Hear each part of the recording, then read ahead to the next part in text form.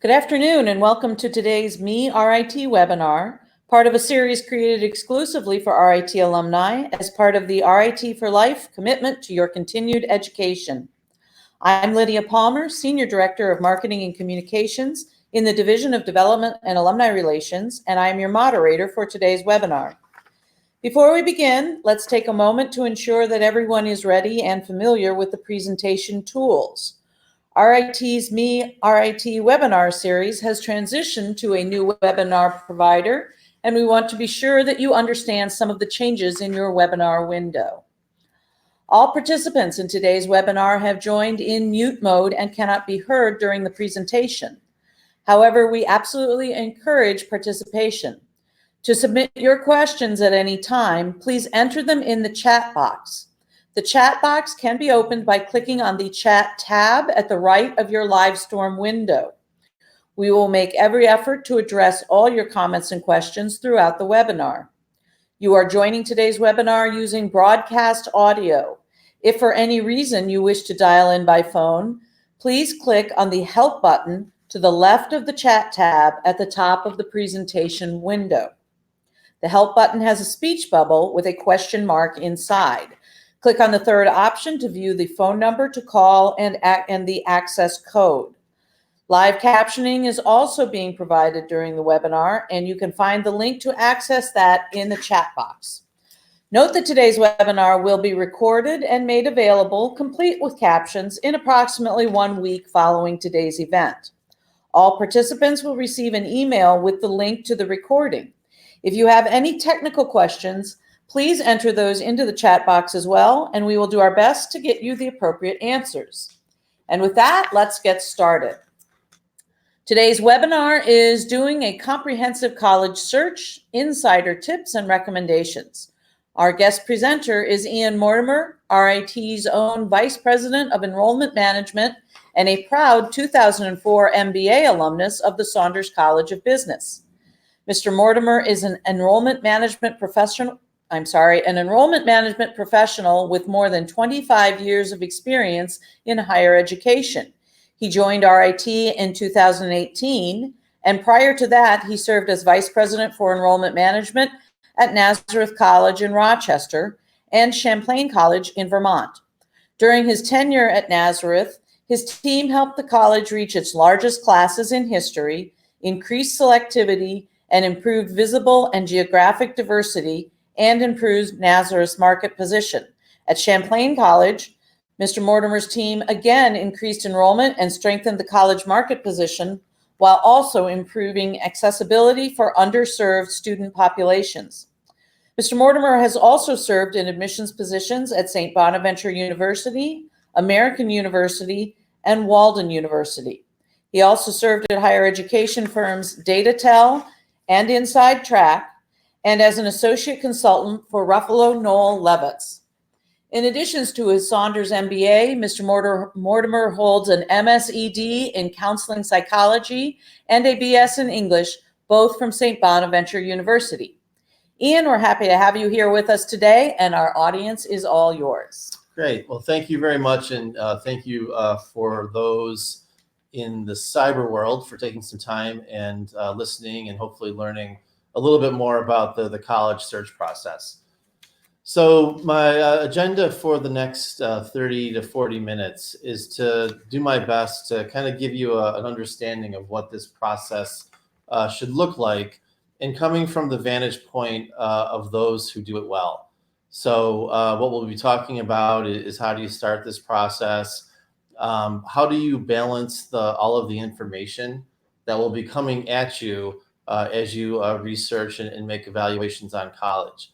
And the way that I like to frame it is that the college selection process is a very rational one, meaning that there are things that you can point to about a college that just makes sense in terms of things that you want from a product criteria perspective. But then in addition, college is a very emotional process as well. When you step on a college campus, there's this kind of unexplainable it that either grabs you or detracts you. And keeping those two sets of information in balance, from my perspective, has been very important for the students and families that arrive at the best outcome. I'll give you a few tips in terms of how to approach the college visit, talk a little bit about scholarships and financial aid, and then hopefully we'll have some time for questions and hopefully be of service to you. So I will do my absolute best to frame my conversation not from an RIT perspective, but really if I were an independent college counselor speaking to a family that I was counseling as a part of this. So please know that I may drop a few RIT suggestions or examples along the way, but I'll try not to be a homer for RIT in this process. So why is planning and why is approaching this really important? So one of the things that either right or wrong is the reality is that some families get a head start and they start this process, early in the junior year and sometimes even sooner. And then there are families who start the college search process, fall of senior year, or in some situations, winter of senior year.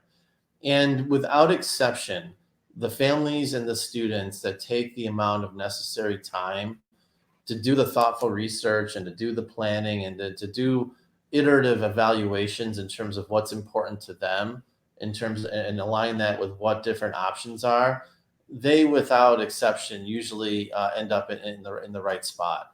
If it's a process that's rushed, emotion can take over and decision making can be sometimes compromised. And so what I would advise is that if you have a high school junior who is a rising junior or even a sophomore, begin having the conversations at home, not necessarily about where you want to go, but start figuring out what's important. Is the student really a learner who likes relationships and really requires a lot of back and forth interaction based on their experiences, or are they more of an independent learner? And those types of questions can help you arrive at different types of schools, which we'll talk about shortly. The other reason this is important is that there's a financial reality to this. So finding the right school oftentimes leads to higher satisfaction. And when students are satisfied and there's science behind this, they typically graduate on time, have higher GPAs, and have a better trajectory in terms of going from college to the real world. Students that land at colleges that they maybe lukewarm on or there's bumps along the road, that compromises their ability to again, be happy, satisfied, and successful. And the more time and the more effort you put into this process, I think what you'll find is that there's going to be a financial gain along the way. And then the other two pieces is that there are a lot of opportunities out there to identify value, and we'll talk a little bit more about that later in the presentation. And then the last bullet, what I would offer is that view college not only as where you get an education, but also view it in terms of a lifelong partnership. The investment in higher education is without a doubt a very significant one. And it shouldn't be looked at least from my perspective, as just getting a piece of education or just credits. The value of the network, the value of the career networking opportunities, the friendships, the kind of the soulful joy that your college can provide you. These are really, really important considerations as you go through this process. So again, just a little bit of example of why this is important. The next slide talks about the different types of colleges and universities. And from my perspective, this is something that many times is a skip step in terms of beginning the search process. So there are over 4,000 colleges and universities throughout the United States. And they're categorized based on their histories and also based on their missions.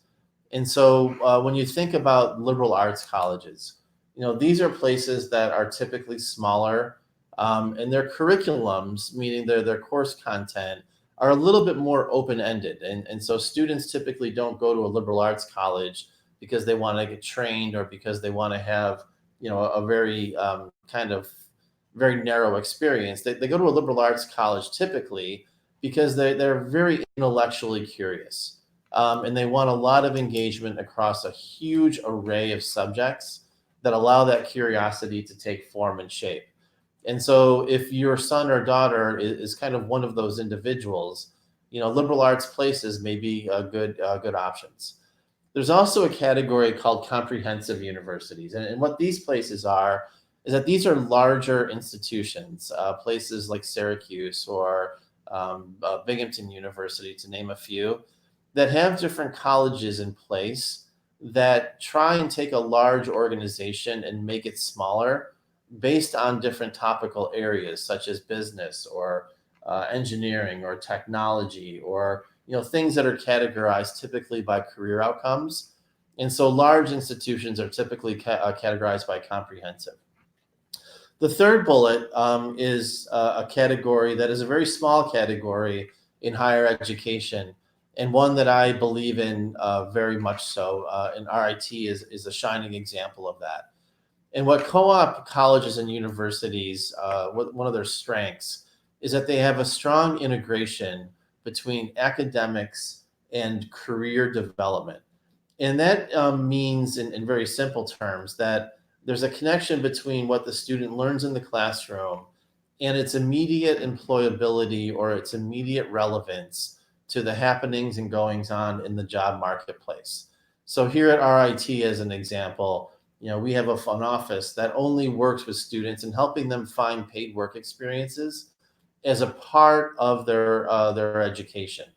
And it doesn't mean that their education isn't whole or comprehensive in other ways. This is kind of an added piece to it.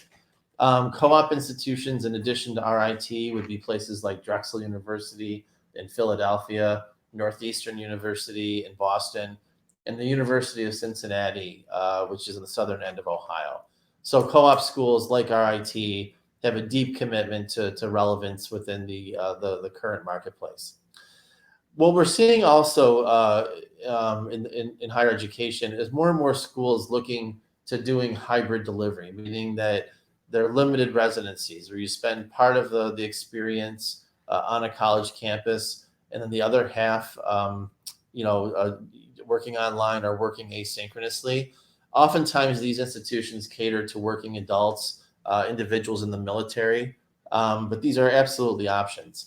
And then some of the other categories, obviously public versus private, and we'll speak a little bit to some of the cost differences, community colleges, and then also in the market are very niche career schools. And where there's growth in these areas are schools, particularly in the West Coast, that are specializing in learning how to code. And so these places seem to be growing actually, not necessarily on the East Coast, but more on the West Coast. So this is a chart, and I'd like to take a few minutes to explain it to you, because to me, this is the heart and soul of the college search process. And this is a tried and true chart that has been scientifically proven, but also is a great framework for helping you understand how your son or daughter, as well as you, will probably go through this journey. And what it represents is that the bottom axis represents time, and time can be whatever your starting point is. It can be the end of your sophomore year, the beginning of your junior year at the intersection, and then the final decision is when you decide on which school to go to. And on the vertical axis is this idea of attributes of colleges and universities and how they go from a rational decision-making process to one that is very emotional. So let me do my best to explain this. Many students, when they start the college search process, will do searches based on facts. So they'll look for schools within a certain size, and they'll look for schools that have a certain major, or they'll look for schools that their friend went to.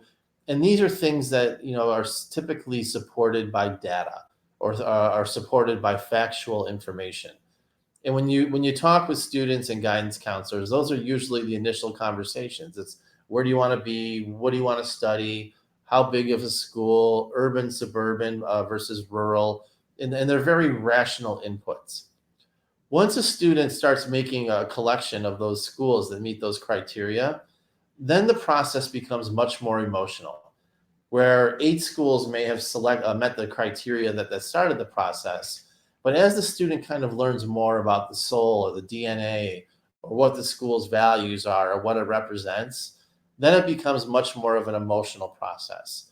And these emotional inputs typically take place later on once a student has visited a campus or talked to an admissions counselor or done a virtual tour, and they can kind of get a sense of what the place stands for and what it represents. So what I'd like to do now is give you a sense of what some of these rational inputs are and how you may want to think about them.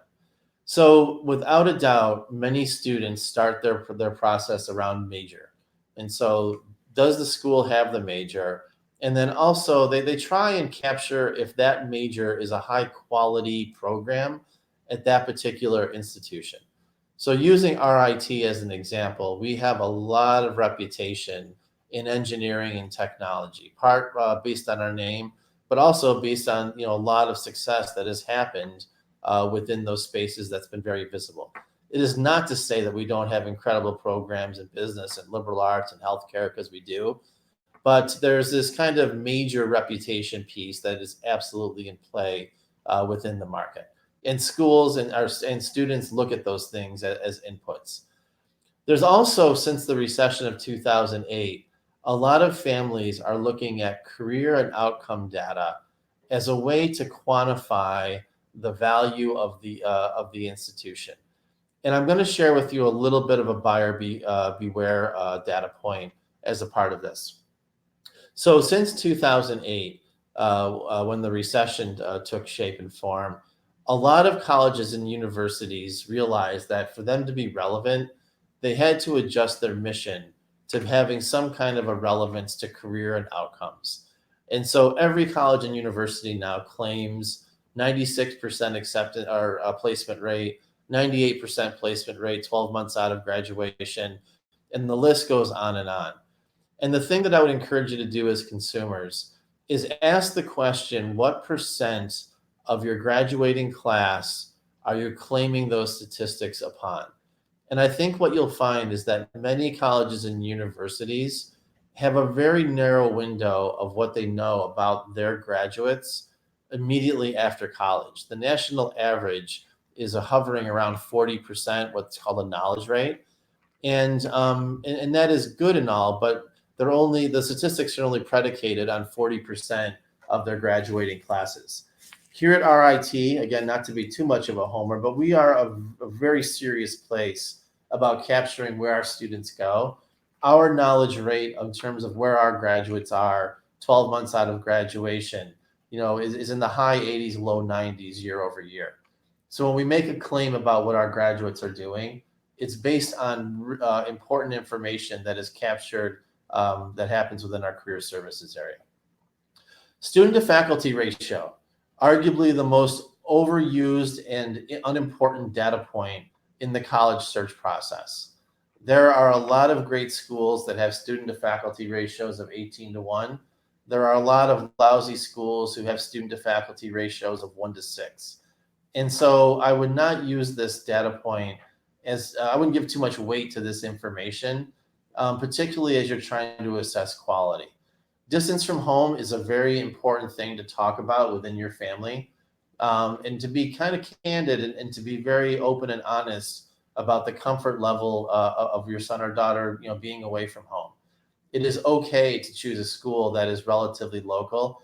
In fact, what I have found is that even students who may be traveling, 25, 30, 40 miles to go to school, as long as they live on campus, they are experiencing as rich and as valuable of a college experience as those who traveled thousands or hundreds of miles.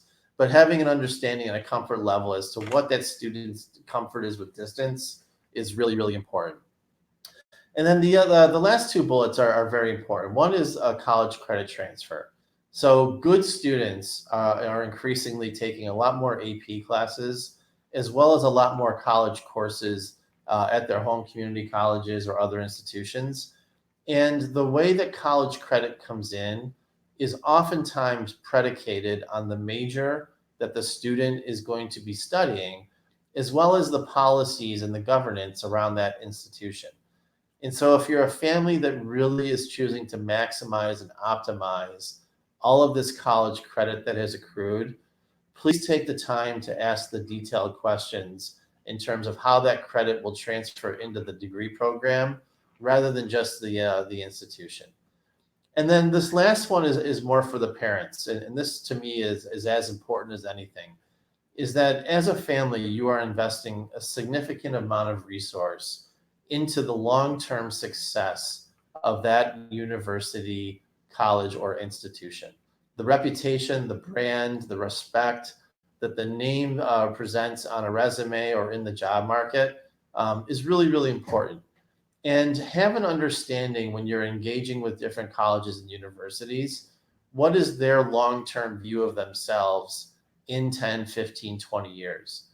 Without a doubt, we are going to be going through some bumps in the road in higher education. And there's going to be some colleges and universities that will either merge or close. And that's already happening based on a variety of criteria. I would advise that when you see a price that's probably too good to be true, probably that institution is on the ropes. And I would really encourage you to think long term about the investment that you're making in the education, because the name on the degree absolutely matters. Ian, we do have a question coming in. I think it's in reference to the distance from home. Yeah. So if your student is looking at institutions farther away from home, are there specific things that the parent or the student should do because they're not easily accessible to the location? Yeah, absolutely. Great question. Thank you.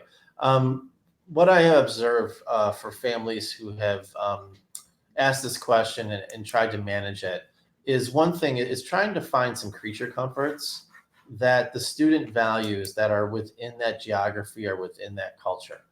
And, as an example, if there are certain amenities that the student has become accustomed to based on where they live, make sure that those things can be accessible and there's joy in those things so that the student can feel like they have a piece of home along with them. The other piece that I would argue is that, as families, we have, value systems. Some families, they share information and they share, conversations that kind of define their values. Others are, just much more kind of familial and much more, kind of arms around the student. And, having a sense of kind of the value system of the family and trying to connect that to the value system of the college and university is also an important part of this. If the family is a very kind of pragmatic family and, kind of they do things based on, it's just the right thing to do and they don't get too emotionally wrapped up into things, then there are schools that, kind of represent that value system as well. If the son or daughter, is really needs a lot of, kind of comfort and, positive reinforcement, then make sure the culture and the community of that place can provide that in the absence of mom and dad. Yeah, great question. And then the other piece is transportation. There are a lot of great schools that are in the middle of nowhere. And so if accessibility is important, just make sure that there's a plan so that the student, if there's a weekend, needs to get home, there's no surprises in terms of how you do it. If it's a bus ride and then a plane ride, or if it's finding a ride to this, this train station, just have a game plan in place so there's no disappointment in not being able to get to where you want to go. Yeah, great question. So let's talk about the love of the process, right? These things that you can't describe how they make you feel, but boy, that's where you want to be. And, I'm not going to go through the whole list here, but you know what I'm talking about in terms of, the people smile more, or, geez, I really see myself fitting in here. Or, I've always wanted to be kind of more like this from a values, or these types of a friend network that I'm searching for. And, these aren't things that are going to be shared on a website or shared, from a set of information. These are just things that in your soul, that they make a connection with you and you march on. This is my headline with all of this. The families and students that put too much weight on the emotional side oftentimes can get disappointed when they realize the facts of the school aren't what they thought they were. And for students and families who put way too much weight on the factual, pragmatic, rational pieces of the decision, joy and happiness is really important. And what I would recommend is that as you go to a college visit, make a list of the things that are important to you on the rational side: size, major, evidence of this. And then on the other side, the things that kind of just struck you as being emotionally connected. And if you can keep these separate, and do a tally and almost an inventory of these two inputs based on these two categories, I'm very confident that you'll see things much clearer and the end result will be much cleaner.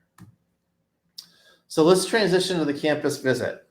Arguably the most important part of the process because it checks the rational boxes and it also checks the emotional boxes. So bullet number one, especially if you're traveling to a campus, what oftentimes will happen is that you'll make your travel plans, you'll arrive in the town, you'll check into the hotel, you'll go to an Applebee's or something, go back to the hotel, and then the next morning is when your journey begins.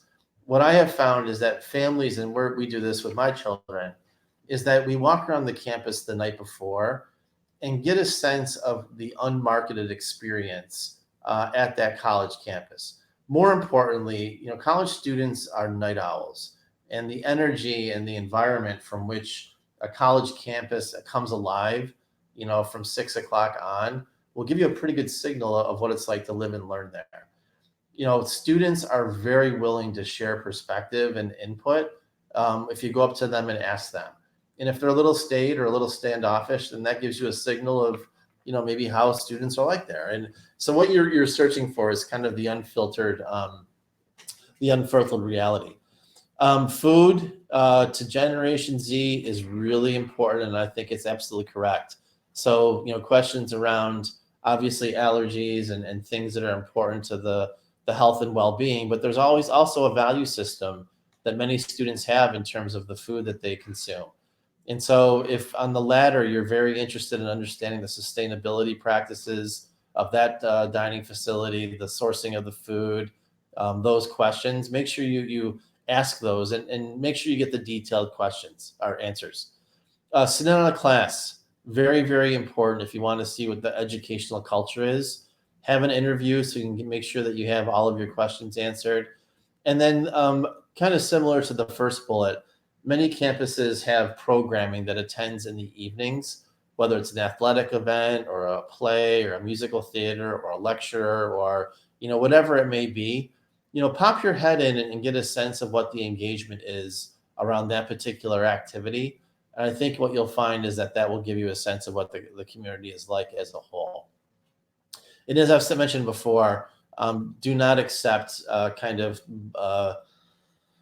answers to questions that are not detailed in terms of what true outcomes information looks like for that college or university. So financial planning. So without a doubt, this is a big investment for everybody. And a couple of things to consider as you go through this process.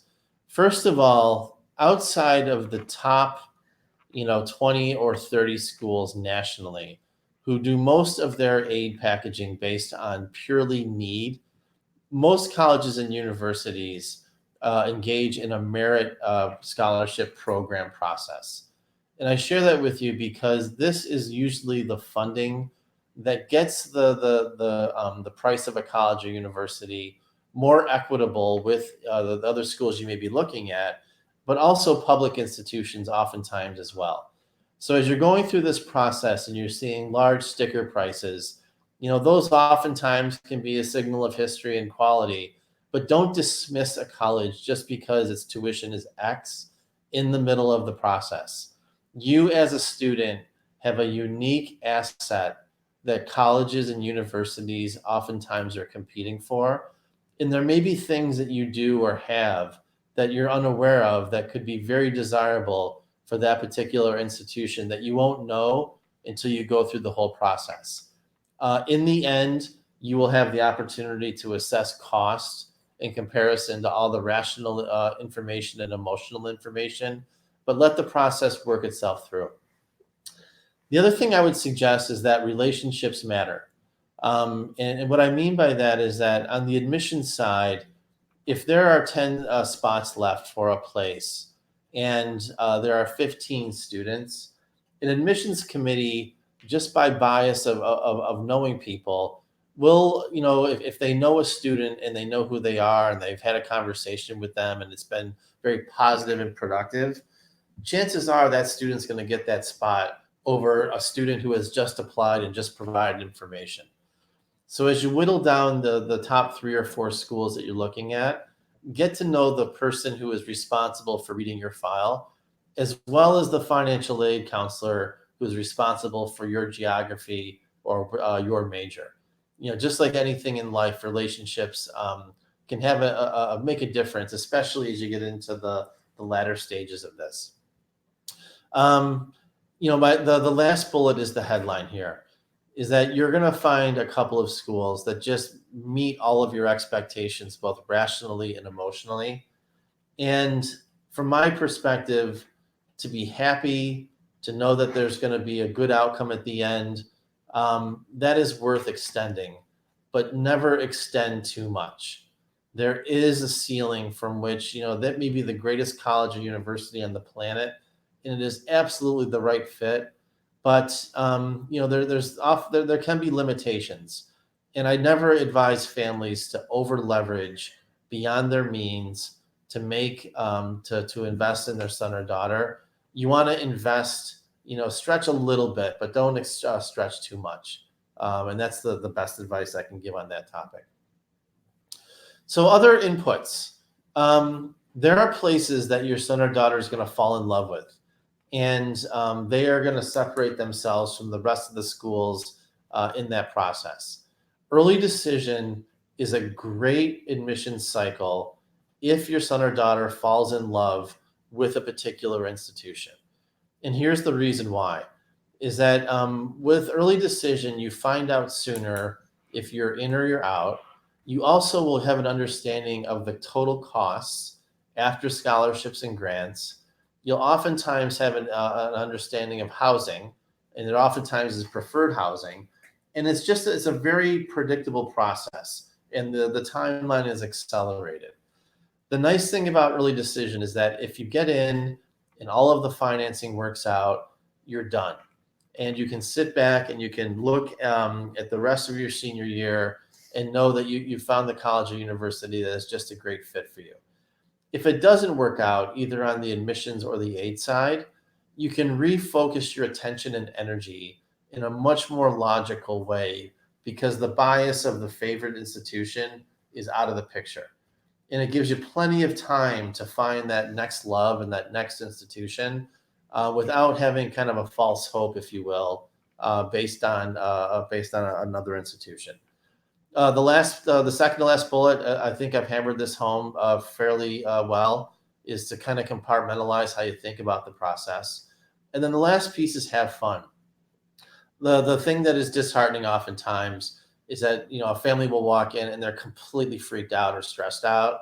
And then all of the decision making and the ability to consume information just becomes less likely. This will work out if you take your time, if you're thoughtful about the process, compartmentalize the way that you're receiving information, allow for the finances to kind of run its course, come to a good decision that works well financially, but also checks the boxes that are most important. And if you trust the process, I think what you'll find is that you'll be in the best solution, best option in the end. So try not to overthink it. Ian, we have a question coming in. Can you clarify the different types of early application? Yeah, for sure. Thank you. Great question. So schools have variable early admissions programs. So here at RIT, as an example of one, we have 2 rounds of early decision. We have early decision 1, which has a deadline of November 1, and early decision 2, which I believe our deadline is January 10th this year. And then we have a regular decision pool, and this is where the majority of our students apply. But this year, about 30% of our class came in early decision. Actually, maybe a little bit larger this year. And so these are students who, came in, fell in love, and, the search was over, and that is cool. And then we also had families that liked RIT, but, decided that they weren't going to apply early, and, allowed the process to extend a little bit longer. What you will oftentimes hear with early decision is this question, is it binding? And the way that the world is going is that early decision is only, it's a good faith, goodwill type of an understanding. as long as the finances work out. I don't believe any college or university that's worth anything would really have any kind of reaction if the family said to them, we love you, but we just can't make it work financially, and we're going to pursue other options after going the early decision route. It happens at every school, and it's just the way it is. There's another program called Early Action. And Early Action is a situation from which you apply early by a deadline, and the notification is also a little bit earlier, but there's not this understanding of commitment. RIT does not have early action because we have a lot of programs that are fixed capacity, and managing headcount capacities in early action would be nearly impossible. But many schools do. And so that is another option. And then the last option is regular admission. And this is where, typically the deadline is May 1 to make a decision. You typically hear about the first week of March in terms of whether you're in or you're not in. And that is the majority of admissions nowadays. Okay, and one more quick question. Looking for other recommendations in regards to approaching financial aid. Yeah, so there institutions, most institutions have two forms of aid. They have merit aid that is based on the application for admission. So using GPA, rigor of curriculum, test scores, fit, and that at many schools has a number associated with it. And so, at RIT, we use our admissions review process, in combination and looking at the whole app pool, and offer merit scholarships to recognize talent. There's also a financial aid that is completely predicated on need and usually comes from a form called the FAFSA, or some schools will have a secondary form called the profile, which is from the College Board. And what these two forms and inputs try and flush out is what is the family's ability to contribute to the cost of their education, essentially trying to cover the gap between costs and, again, this estimated family contribution. And there's need-based programs and grants at most institutions as a part of that. There are also schools, and we are one of them, that have different talent programs. So as an example, we have a new scholarship program for students that have had accomplishments in the performing arts. So by nature of doing a quick audition, we will award scholarships and grants based on the quality of that student's talent, musically or acting or dancing, and how it fits into a goal of having a great symphony orchestra or an incredible acting troupe. There's other schools who will give financial aid and scholarships based on portfolio reviews. So if you're an art student and you have a portfolio, oftentimes art talent can be a significant contributor to grants and scholarships. And then oftentimes schools will have endowed scholarships. And these are scholarships and grants that, a donor has said, I want to give funding to a student who is, the left-handed tuba player from Syracuse, New York. And so what colleges will do is that they'll use that criteria to find students who meet that those pieces and award that endowed scholarship as a result of that. In addition, outside of what colleges and universities offer, there is a significant amount of third-party grants, scholarships, and aid.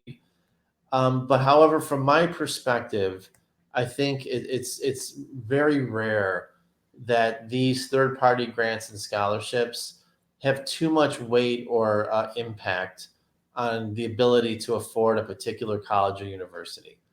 Most of the grants and scholarships that you will receive will be from the institution that you apply to.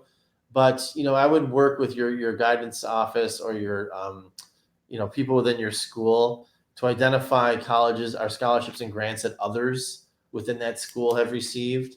And then you can do web searches. But again, these can be very competitive, and there's a lot of noise out there in terms of what actually what their ability to award is. Good enough. Okay. Anything else? I think we can move through. Okay. Well, that was it. Okay. I'm sorry. So we were waiting to see if there were some more questions. So we do actually have a couple more questions. I'm sorry for that. No, it's great. So the first question is the approach to researching and selecting colleges different if you are a transfer student or if you are looking at an advanced degree, like a master's degree? Yeah, great question. For transfer students, yes, and it is unfortunately quite complicated and sometimes can be viewed as unuser friendly. I think we do a very good job here at RIT. In fact, our team has spent a lot of time and energy over the last 12 months focusing on this. But the needs of a transfer student are such that they have spent a lot of time already at another college. Typically, and even a semester is a long time, but it can be a semester for up to 3 years. And the criteria that student is oftentimes interested in is what is the fastest time to completion. And this is where getting granular on how credits, either coming from one school or from four schools, map in specifically to a degree program. And the thing that I would offer is that um, be direct in terms of what your expectation is in terms of answering that question. So, oftentimes you'll receive what's called a degree audit or, a mapping of what credits you have will meet a degree requirement on the institution's end. The other questions you want to ask in connection to that is how often is this class offered? So if you see that, Econ 102 is a requirement to fulfill a degree requirement, make sure that it's offered in the fall and the spring, or at least annually, so that you're not caught in a situation where you have a requirement and it's not a very popular requirement, and it's not offered that often. So again, really, really detailed, really granular, on the credit piece is really important. The other piece with transfer students is that, they oftentimes will not receive as much merit aid as freshmen do. And, part of it, to be candid, is that, there's a more competitive environment for freshmen, and transfer students will typically be making their decision on time to completion much more. Need-based aid is typically similar and constant, but transfer students they have a pretty narrow search in terms of where they go and the schools that meet their criteria. And so, and also it gets very difficult to draw comparisons between, a variety of transcripts and truly what the academic experience has been. So those would be kind of two differences. On the graduate side, this is a very, very different process. If it's an adult learner that's looking to work while going to graduate school, items like convenience and ability of courses and content to be done asynchronously are important. If it's something that is more of a research-based program, you get into conversations regarding graduate assistantships and teaching assistantships and things that help kind of subsidize the life of a graduate student if they're going full time. The online professional education options available are incredibly robust. So there's a lot of really great retooling of skills and knowledge that can happen at really fair price points, in my opinion. Okay. Next question. Can you speak to the roles and responsibilities between the student, the school counselor, and the parent? Yeah, great question. Specifically, how much of this should you depend on your student to do? Yeah, great. I think that's probably the best question I've heard in a long time. And balance to the question is super, uber important. So the expectations of the student, let's start there, would be such to be communicative, to be reflective, to be honest, to be patient. I think there's sometimes this, huge immediate emotional reaction. Oh, I hate this place before, you kind of even step foot on it. Or I love this place, before you get out of the car. And you got to temper those immediate reactions and again, allow the thought process to kind of move forward. In terms of deadlines, parents, I would ask your students to manage those deadlines. This is their education, and they're accountable to when they go to school to meet deadlines. And so if the deadline for the application is X, you can remind them, but in the end, it's on them to hit submit and to meet that expectation. So those are a couple of points on the student side. The counselor side, and this is going to sound very unfair, and I have a lot of friends who, work as counselors, is that they are an overwhelmed entity, particularly in public schools. And I would not rely too much if your son or daughter goes to a public school that is large, unless they have a really, really deep bench on their counseling staff, to expect too much counseling in terms of decision and what to look at and schools to reflect upon. I mean, where they're going to be providing a lot of support and value is getting the transactions and getting the documents and the pieces of information out to the schools to meet deadlines. If your son or daughter goes to a private school, you're investing in a private education, and I would argue that a big part of that is having really great service for college planning. And that's when the relationship should be very personal, very proactive, very advisory, very empathetic. To me, that is part of what a private education should look and feel like. And then for parents, you have a tough job. You have to ensure things, are not compromised in the process. Be empathetic to your son or daughter, but push them to think in a very broad and very kind of futuristic type of a way. And you have to be their advocate, but not advocating too much. And I know from being in this role, it's difficult because you want what's best for your son or daughter, but you can't own it. So what I would encourage you to do as parents is know as much about the details as you can, but don't own it on behalf of your student. If there's a deadline coming up, nudge but don't do. And to be very honest with you, if I get a call from a parent, speaking on behalf of their student, to me that's a little bit of a signal that maybe there's something that the student's not ready for, the maturity that it requires to go away to school. I mean, it's really important that students own the communication and own the relationship. And what you'll find is that if they do it, the response and the interest in them will also go up. So those would be some inputs. Okay. Next question goes to looking at majors and degree programs. Yeah.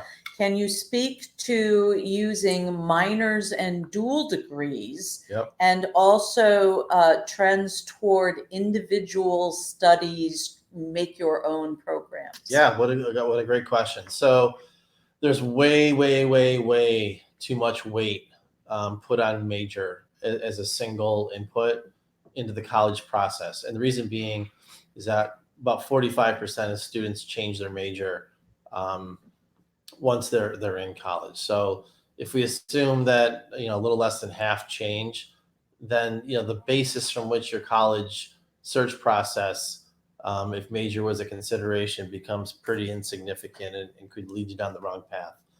The way that I like to counsel families is that find a series of majors and make sure that there's at least 2 or 3 that if one doesn't work out, you have confidence that the second and or third, there's something of interest there. I would not go to a school to study one thing. There's just too much risk in it. With that being said, the future of majors feels like it's transitioning a little bit, both on the narrow as well as the broad. So let me speak to the narrow. Because of the way that the workforce is transitioning, there are majors, and RIT has a ton of them, that are incredibly cool, that are interdisciplinary, meaning that they are part physics, part math, part this. And the reason that there are 3 parts to this is that because there's so much opportunity in the market that They just need people who think along these 3 lines and can do these 10 things. And when you look at majors and you see something that you've never seen before, know that it's probably there because there's a demand for it in the job market. So using RIT as an example, we have 2 programs that we can't find enough students for that I think are 2 of the coolest programs in the United States. One is imaging science, which is this really cool intersection of physics, photonics, and math. And our students, who have an interest and background in this, they get gobbled up by employers before they graduate. The other is packaging science. So imagine the future of packaging in the United States and how, in an Amazon world, the importance of packaging, not only for, efficiency, but for sustainability and cost. So there's a lot of cool majors out there that I would take the time to explore. Again, because if they're there, they probably have a reason for being there. And then the last point of the question, which I think is where the world is going, is really around individualized major construction. And that is that one of the great talents of this generation is that they don't want to be put into a box, and they're incredibly curious about a lot of things. I mean, this is a generation that has had access to information more than, a whole life cycles of generations before them. And so they're a little bit more curious. They're a little bit more kind of cross-sectional in terms of what they care about. They see connections across disciplines, and it's really fascinating and awesome. There are schools who are really good at this, where Johnny or Susie will walk in and say, hey, I'm interested in these 5 or 6 things, help me create something that checks these boxes for me. So at RIT, we have the School of Individualized Study, and, we do that for people, and not a lot of schools can do that. We're actually quite unique, but I actually think that this is where the world will be going in higher ed, where, in the world of personalization, more students will be looking towards flexibility of curriculum, but have it mapped to a great outcome, i.e. career or, nonprofit experience, but having the student kind of, created along the way. And I think it's gonna be more and more acceptable. Okay. Question about preparing for application. Yep. Is there a strong emphasis, or should there be a strong emphasis on honors tracks in juniors and senior year? Yes. Well, actually, I take that back. It depends on where your son or daughter is looking or going. So the way curriculums are structured now, in the public area primarily, is that you have AP curriculums, advanced placement curriculums, where students will overload on advanced placement courses. And my own bias is that has gotten a little out of control. I see it in my work, and I also see it at home. But it is what it is. And then the next level are kind of honors curriculums or advanced curriculums that are really, really good. And they're probably not that much different than AP curriculums that are homegrown within high schools. And those can be great experiences for students, a little less pressure in terms of preparing for the AP exam. And then there are, kind of generic curriculums, which, meet the state or the district's requirements. I think to get access to a selective school, you have to be in the first 2 camps at the very minimum. Unless you're an incredible test taker, kind of going through a high school's, basic curriculum, I think would put you at the low end of admissions decisions. Here's the question we always get. Standardized tests, Yeah. SATs, ACTs, what should they take? Do they have to take them at all? Great question. So it depends on the schools that you plan on applying to. So there is a fast and furious movement around test optional. And what that means is that as a student and family, you choose on whether or not you want your ACT and or SAT scores to be included within your admissions file review. I will say that even test optional schools, typically a half to 2/3 of those students and families will provide scores anyway, and about a third to a half will not. And the message that you'll hear is that if you choose them, If you supply them, they will be included without bias. If you don't provide them, they will be not included without bias. And I believe that actually is true. So the decision on whether or not to take SATs or ACTs, really hinges on the types of schools you apply to. I don't think there's any harm in a student taking the SAT or the ACT at least once to kind of get a sense of where their starting point is. I will say that it is something that you can train for, and doing a lot of work overseas and also seeing kind of how more affluent districts operate around the SATs. It is a trainable type of an activity, and thus that's where the bias comes in. If your son or daughter is a more of a kind of a really, really strong GPA, but maybe has a little bit of test anxiety or struggles with big honky exams, but you still want to take one, I would recommend the ACT. The ACT was recently mapped to the core curriculum nationally, or as best they could within the states. And so it's more of a response to what people know. The SAT is a little bit more analytical, a little bit more conclusionary, if that's even a word. So that would be my recommendation. Okay. And last question for those of us who are a little behind and our student is going into their senior year, what's most important for us to do now to catch up? I would say visit RIT. No, I'm kidding. I would start making lists. I would be very documented about kind of where you are and where you need to be within a timeline. So working back from May 1, which is the universal deadline to make a decision, I would put tasks and responsibilities, for July, August, September, all the way to the end, that keep everybody kind of moving forward so there aren't any hiccups.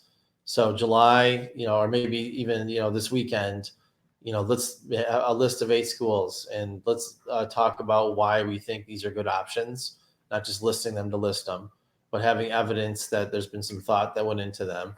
Identify 3 or 4 that you want to visit, get those scheduled, and start visiting some places, maybe before the end of July. And then from there, start thinking about, the transactional pieces. The common application becomes available August 1, as well as the FAFSA becomes available October 1st. So those are in your timeline. You want to kind of mark those down as dates that you want to at least start working on those 2 pieces so that there's not a lot of catch up and risk in terms of getting those completed. But just to kind of summarize, month by month, even week by week, if you can, kind of a set of tasks and goals and, conversations that you can catch up with. And you can absolutely catch up.